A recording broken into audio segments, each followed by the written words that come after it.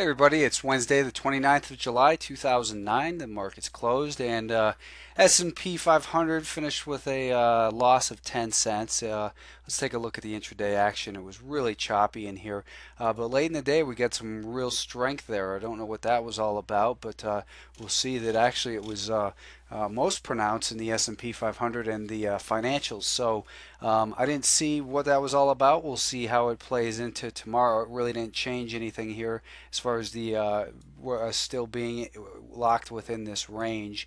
And again, we're still holding above last Friday's low. I believe that's our most important level to keep an eye on. That's at about $96.60.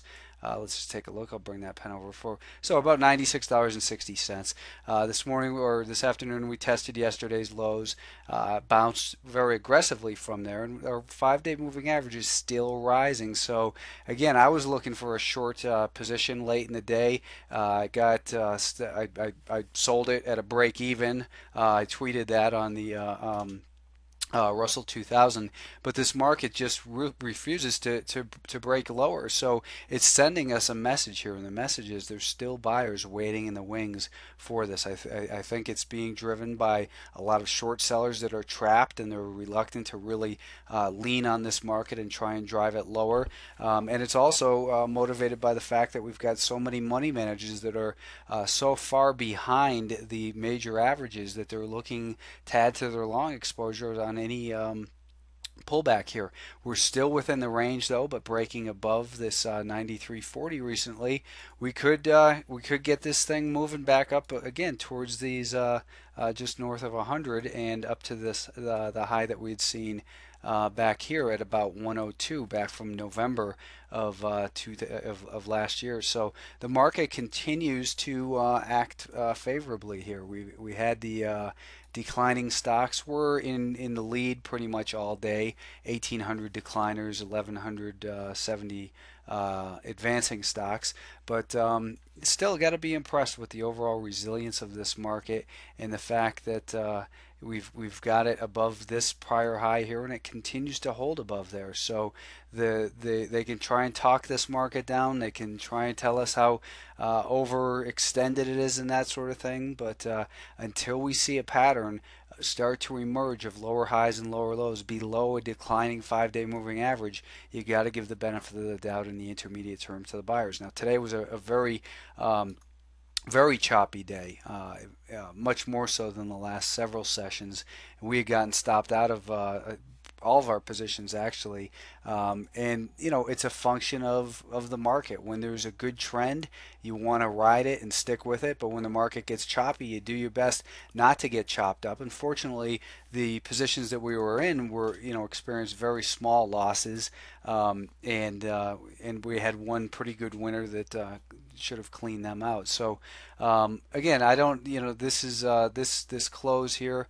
I don't know how much to believe that it closed up at that high 98.09. I'm looking at some conflicting data, but again, the market was impressive. So we want to continue to focus on this low right here at 96. Let's just call it 96.50, breaking below 96.50. Then we run the possibility that maybe we're going to see a little bit further pullback. But looking at this hourly time frame, you can just see a real nice little launching pad setting up here. That if it breaks higher, it could really get going, and I think you could see it pretty explosive to the upside because there are still a lot of short sellers trapped in this market, waiting in the wings for this pullback that doesn't want to materialize. So got to be impressed overall. The Nasdaq came down slightly below that 5-day moving average, but again, the 5-day moving average is still advancing until we see a pattern of lower highs and lower lows below that 5-day moving average. At the 5-day, another possibility is let's say something real negative happened and we open down at 38.50 tomorrow or something, that maybe it would run up a little bit and then start to dip lower. So for now, that's just a scenario that we want to be aware of, that this level right in here from last Friday, 38.80. We identified it early last week or late last week as being something that would be be important for this week, and so far it has been.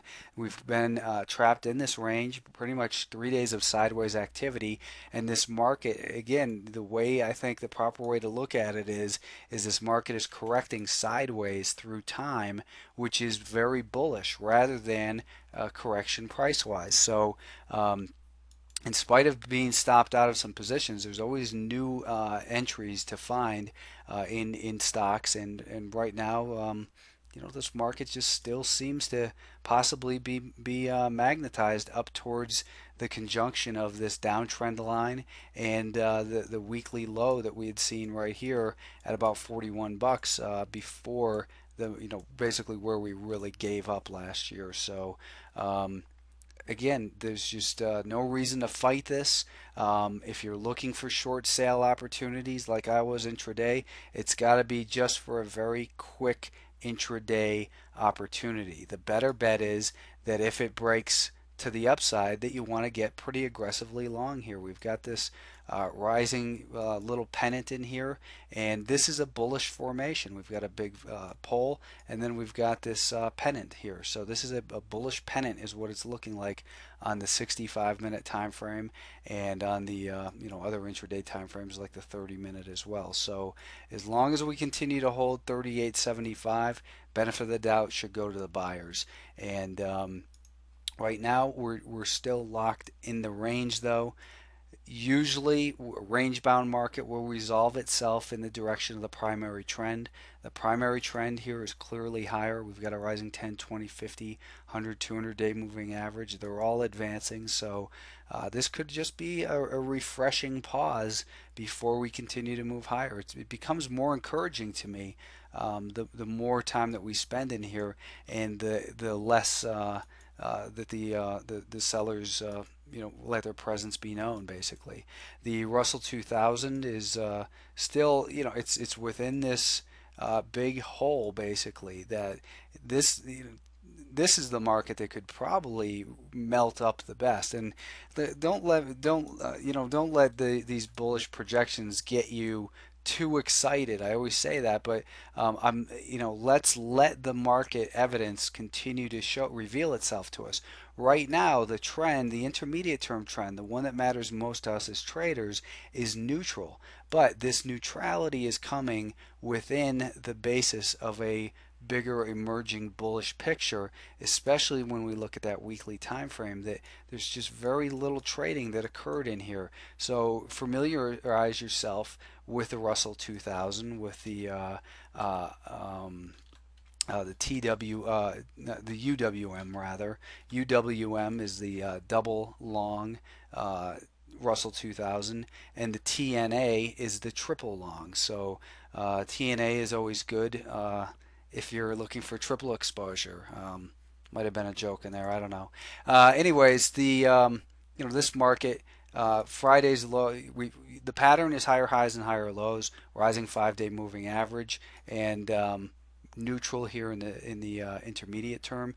We do have this 54.35 level that is important, but more importantly is going to be last Friday's low, right down at about $54 a share. So we're locked in a range in all these markets. The financials now, if you look at what happened here on the 1-minute chart, and we just extend this out in terms of the time.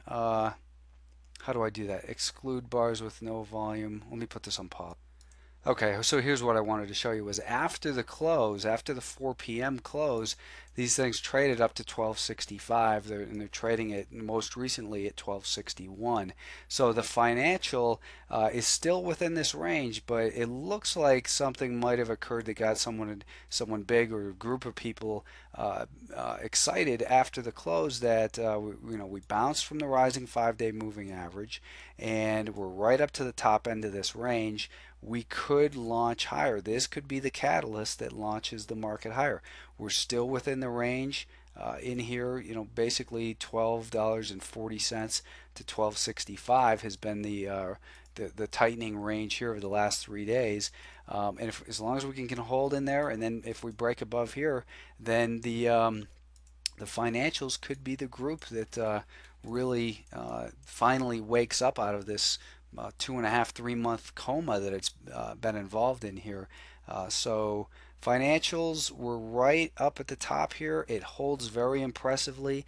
It seems as though the pressure is building from underneath to break out, but be mindful that there's still risks, obviously. And if you're long the XLF and you're trying to hold for a longer term move and anticipating a breakout, perhaps a stop below here or even just down at 1240 to give it a little bit of extra room. But it's been pretty neutral in here. It's been just sideways trading, not a lot happening, but worth watching very carefully here, I think. The next 2 days of this that we have remaining of this week. So we're out of all of our positions. There's no point in updating those again as I had updated them in the midday video. And let's regroup. I'll be scanning through hundreds of stocks here over the next couple hours and trying to bring you some good ideas for tomorrow. I have a slight positive bias, as you can tell here, but it'll become more bullish when we break out of these ranges that we're locked in, because we're still locked in the range. But until we break out of there, it's anyone's guess. And again, the path of least resistance is higher, so odds do favor further upside.